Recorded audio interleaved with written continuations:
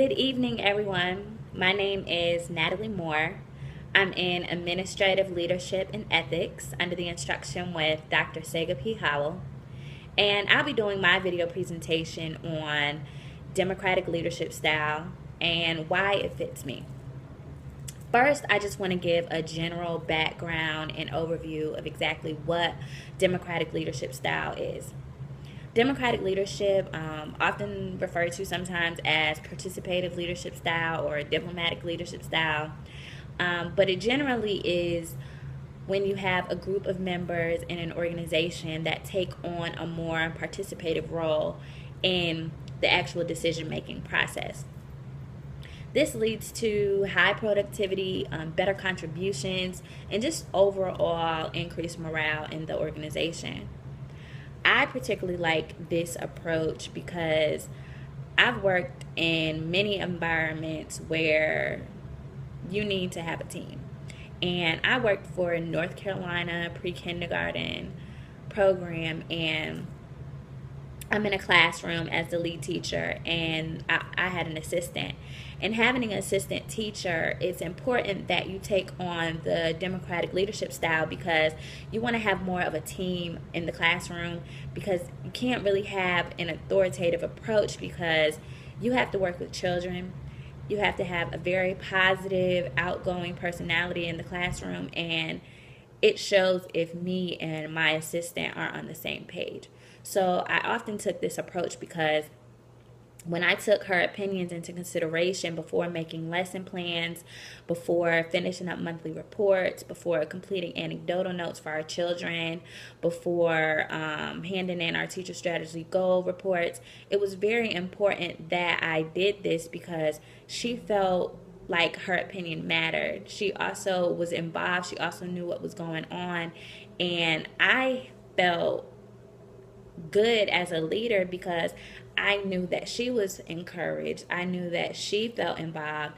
And using this approach really made us understand that no matter what was going on, we had our own game plan, and before decisions were being made, she knew she can come to me about them. I knew I can go to her about them. And we had a good working relationship in that type of environment. So using the democratic leadership style for me in my type of work environment is usually the most effective because you have to take on opinions of others in order to have a very progressive, positive school year.